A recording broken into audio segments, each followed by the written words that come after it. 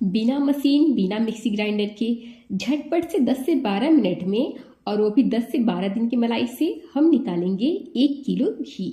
यकीन मानिए पूरे यूट्यूब पर आपने ये मेथड नहीं देखा होगा। हेलो दोस्तों, स्वागत है आपका अपने चैनल भोजन हब में।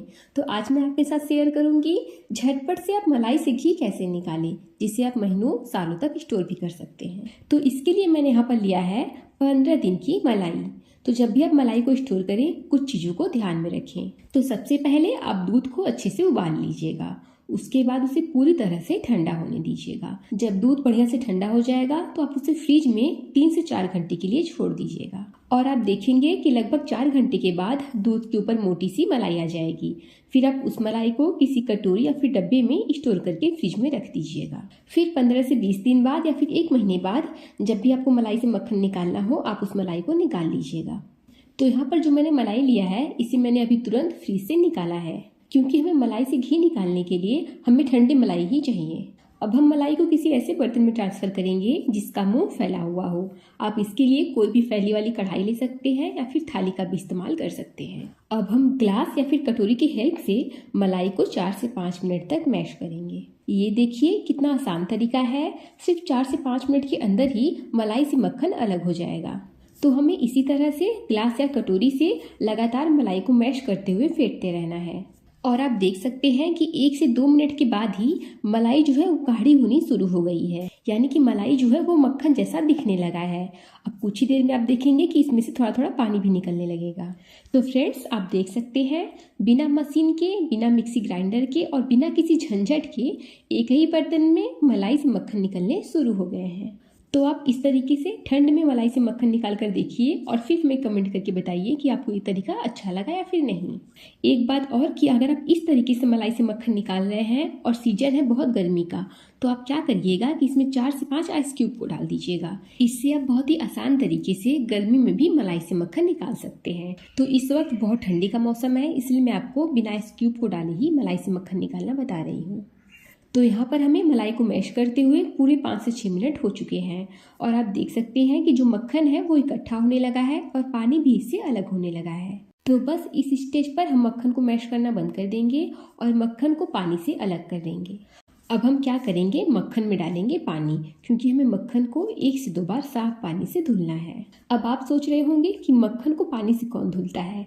जी हाँ, मक्खन को पानी से धुला जाता है। ये तरीका मुझे मेरी दादी ने बताया था। क्योंकि मान लीजिए कि आपने जो मलाई रखा है वो बहुत लंबे समय का है, या फिर उसमें से हल्की हल्की स्मेल आ रही है, या फिर वो हल्की सी कड़वी हो गई है। ऐसा करने से वो कड़वाहट और वो स्मेल दूर हो जाती है और फिर जो घी तैयार होता है उसकी स्मेल बहुत ही अच्छी आती है। साथ ही इसका एक और फायदा है कि जब हम घी को पिघलाते हैं तो उसके बाद जो उसमें जली हुई मलाई बचती है ना, वो बहुत ही कम बचती है। इससे क्या होता है कि मलाई से मक्खन अधिक से अधिक निकलता है और मक्खन को धुलने से पानी के जरिए मलाई के जो छोटे छोटे कण होते हैं वो बाहर निकल जाते हैं। तो इस तरह से हम मक्खन को 1 से 2 बार साफ पानी से धुल लेंगे। और अगर आप ये काम गर्मी में कर रहे हैं तो आप थोड़े से ठंडे पानी का इस्तेमाल कीजिएगा। अब इस तरह से हम मक्खन के गोले बनाते हुए इसे इकट्ठा कर लेंगे और जो इसमें एक्स्ट्रा पानी है उसे हम इस तरह से निचोड़ कर निकाल देंगे। अब ये जो बचा हुआ दूध या पानी है आप इसे छान कर मक्खन में मत डाल दीजिएगा, क्योंकि इसके नीचे मलाई के छोटे छोटे टुकड़े होते हैं जो बाद में क्या करते हैं कि घी को सोख लेते हैं और फिर हमारे मक्खन से घी बहुत कम निकलता है। ऐसा कैसे होता है ये मैं आपको आगे बताऊंगी।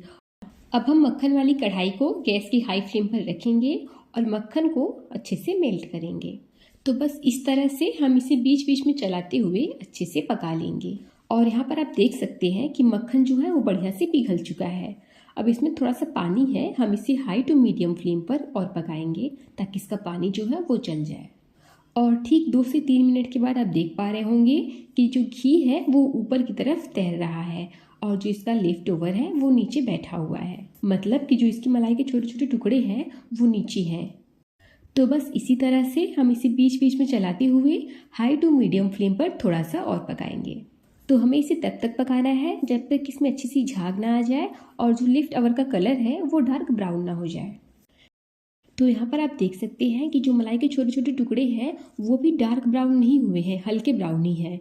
अगर आप इसी टाइम गैस के फ्लेम को ऑफ कर देंगे तो क्या होगा कि हमारा जो घी है ना उसे हम लंबे समय तक नहीं स्टोर कर पाएंगे और अगर लिफ्ट अवर का कलर डार्क ब्राउन हो जाएगा तो इससे मलाई जो है वो आप सालों साल तक स्टोर भी कर सकते हैं और उसकी जो स्मेल है वो बड़ी अच्छी आती है। और यहाँ पर आप देख सकते हैं कि कढ़ाई में ढेरों सारे बबल्स आने लगे हैं, तो इस वक्त आप समझ जाइएगा कि घी लगभग फाइनल स्टेज पर आ गया है। और साथ ही आप देख सकते हैं कि जो लिफ्ट अवर का कलर है वो डार्क ब्राउन भी हो चुका है। तो बस अब तुरंत हम गैस की फ्लेम को ऑफ कर देंगे और कढ़ाई को गैस पर से हटा देंगे, वरना क्या होगा कि गैस की गर्मी से घी और जल सकता है। अब हम तुरंत घी को छान लेंगे क्योंकि ठंड का मौसम है और घी जो है वो तुरंत जमने लगेगा। और अगर गर्मी का सीजन है तो कोई प्रॉब्लम नहीं है, जब भी आप फ्री हो आप इसे छान सकते हैं। तो यहाँ पर घी को आप बारीक छेद वाले छन्नी से ही छानिएगा, कभी भी आप घी को मोटे छेद वाले छन्नी से मत छानिएगा, नहीं तो जो ये बचा हुआ घी में लेफ्ट ओवर है वो घी में मिक्स हो जाएगा और फिर आप घी को लंबे समय तक स्टोर भी नहीं कर पाएंगे। फ्रेंड्स, इस तरह से अगर आप मेरे बताए गए ट्रिक्स और टिप्स को फॉलो करेंगे तो आपका जो घी है ये महीनों और सालों तक खराब नहीं होगा, ऐसे इसका सुगंध और टेस्ट दोनों बरकरार रहेगा। तो यहाँ पर मैंने सारी घी को बारीक वाली छन्नी से छान लिया है और अभी मैं आपको दिखाती हूँ कि इसमें कितना लेफ्ट ओवर बचा है। और ये देखिए, लगभग 1 चम्मच के आसपास ही इसमें जली हुई मलाई बची है। यही है जो हमारे घी को अधिक सोखता है। और आप देख सकते हैं कि मैंने 10 दिन की मलाई से करीब 1 किलो के आसपास घी निकाल कर तैयार कर लिया है और बहुत ही सिंपल तरीका था। और अगर आप जो मक्खन निकालने के बाद दूध बचा था उसे भी आप छान कर मक्खन में डाल देते तो क्या होता कि वो घी को अच्छे से सोख लेता और फिर जो हमारा घी इतना निकला है इससे थोड़ा सा कम निकलता। तो दोस्तों, उम्मीद करती हूँ कि आपको ये झटपट से और बहुत ही आसान तरीके से मलाई से घी निकालने का तरीका बहुत पसंद आया होगा। तो दोस्तों, आपको ठंड में झटपट से आसान तरीके से मलाई निकालने का तरीका अच्छा लगा हो तो प्लीज़ वीडियो को लाइक कीजिएगा, चैनल पर नए हैं तो सब्सक्राइब कीजिएगा, साथ ही साथ अपने दोस्तों और रिश्तेदारों को शेयर करना बिल्कुल मत भूलिएगा। मिलते हैं नेक्स्ट वीडियो में। Thank you.